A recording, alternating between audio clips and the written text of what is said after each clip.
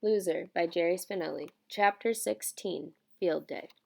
Field Day is many years old at Satterfield Elementary. It began as a day of fun, a day to celebrate spring, an outdoor treat for the students. And Field Day still is fun for the little kids, the first, second, and third graders. But for the fourth and fifth graders, the big kids, it is less about fun and more about winning and losing. The little kids take part in events designed just for them. The potato roll, kick the pillow, basketball boomerang, shadow bonkers. For the big kids, it's races.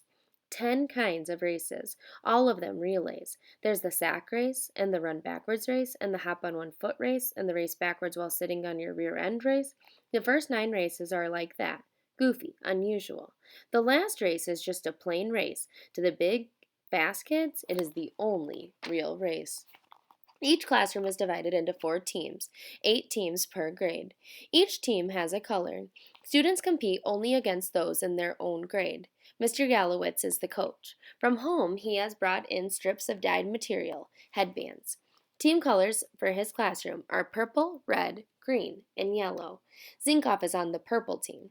Before they go out for field day, Mr. Yalowitz gathers his students around him and says, I'm rooting for all you guys. Reds, greens, purples, yellows. It's those other fourth grade measles I don't like. The kids laugh. He's always telling them that they are better than the other fourth grade class, and that they and their teacher, Mrs. Serrata, are measles. So let's go out there today and beat the pants off 'em. They pile hands into the huddle and explode from the classroom, and stampede shrieking down the hallway and into the sunshine of May. The purple team has 7 members. The best athlete among them is a boy named Gary Haben, tall and long of leg. Haben is not only the fastest purple, he is probably the fastest kid in all of fourth grade.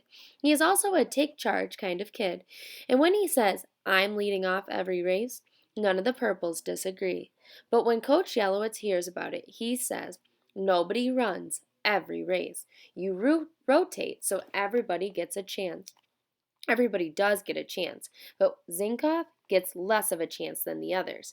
He runs the second leg of the race backwards while sitting on your rear end race, or, as the kids call it, the hiney hop, and is quickly left behind by the other 7 teams. But Yolanda Perry and Gary Haben are the final 2 legs, and they bring the purples back to a rousing victory by a nose, so to speak. In the hop on one foot race, even an incredible leg by Haben is not enough to make up the ground lost by Zinkoff, whose 2 feet are not always enough to keep him upright.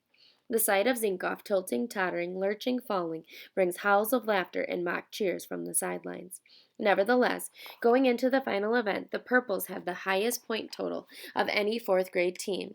To win the championship, all they have to do is not finish in last place in the big race. Naturally, 6 of the purples have no intention of allowing Zinkoff to compete, and naturally, Gary Haben will run the most important leg, the last leg, the anchor leg, and will propel the purples to glory. But the coach has other ideas. Zinkoff runs anchor, he says to the 7 gathered purples. Everyone turns to stare at Zinkoff, who is doing jumping jacks to keep in shape. Gary Haben squawks, What? You run third leg, says the coach. Give 'em a nice lead. And he goes to counsel the reds, greens, and yellows. 6 purples glare at Zinkoff. Gary Haben balls his fist and holds it an inch from Zinkoff's face. I'm going to give you the biggest lead anybody ever saw. You better not lose it. I won't lose it, says Zinkoff. I always save my best till last. Which, in fact, is not true at all, but Zinkoff imagines it to be, and it sounds like a good thing to say at the time. The big final race is run across the length of the playground, through the yellow dust and the turfed grass. The starters for the 8 fourth grade teams line up at the sliding board and take off at the principal's Go! The second runners crouch at the far end, waiting to be tagged on the back by the leadoffs. At the first exchange, the purples are in second place. By the time the second runner tags Haben, they are 5 yards ahead. Haben blasts out of his crouch and spins dust like a yellow tornado. True to his word, Haben gives Zinkoff such a lead as has not been seen all day. When he tags Zinkoff, the other runners are only halfway down the track. Go! Haben yells, and Zinkoff goes.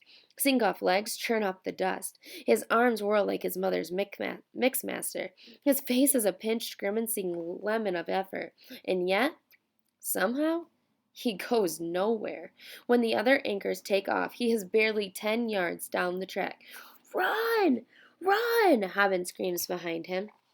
Unable to contain himself, Haben leaves his place and runs up alongside Zinkoff and screams in his ear, Run, you dumb turtle! Run! Zinkoff runs and runs, the flap of his headband bobbing behind like a tiny purple tail, and he is still running long after the others have crossed the finish line. Zinkoff comes in dead last. The purples come in last. The purples lose the championship. The purples tear off their headbands. They slam them to the ground, stomp them into the yellow dust. Zinkoff is bent over, gasping from his great effort. Catching his breath, Haben comes to him. He kicks dust over Zinkoff's sneakers. Zinkoff looks up. Haben sneers. You're a loser, a stinking loser. Other purples pile on. Yeah, you stink at everything. Why do you even do stuff? Yeah, why do you even get out of bed in the morning? He probably even screws that up. One purple shakes his fist. We could have had medals. They file by.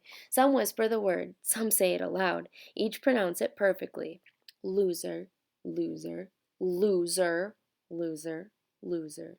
He hopes his parents won't ask him about field day at dinner. But they do. They say, How'd it go? How'd what go? He says. Field day. Oh, okay. Trying to sound like it's not worth talking about. Don't ask who won, he prays. And they don't. They ask, Was it fun? And what was your favorite race? And did you get all sweaty? And he thinks he's out of the woods when Polly pipes up. Did you win? He screams at her. No, okay. And everybody stops chewing and stares, and he runs from the dinner table crying. He half expects his father to follow him up to his room, but he doesn't. Instead, he calls up, Hey, want to go for a ride? Zinkoff is always asking to go for a ride, and his father always says not unless there's some place particular to go, or it's a waste of gas. Zinkoff doesn't need to be asked twice. He flies downstairs, and off they go in clunkers 6. There's some chit-chat in the car, but most of it goes from his father to the jittery dashboard. Easy there, Honeybug. No big deal. I'm right here. The rest is just a ride to no place in particular, wasting gas galore. Even in bed that night, Zinkoff can still feel the shake and shimmy of the old rattletrap, and coming through loud and clear is a message that was never said. He knows that he could lose 1,000 races, and his father will never give up on him. He knows that if he ever springs a leak or throws a gasket, his dad will be there with duct tape and chewing gum to patch him up. That no matter how much he rattles and knocks, he'll always be a honeybug to his dad. Never a clunker.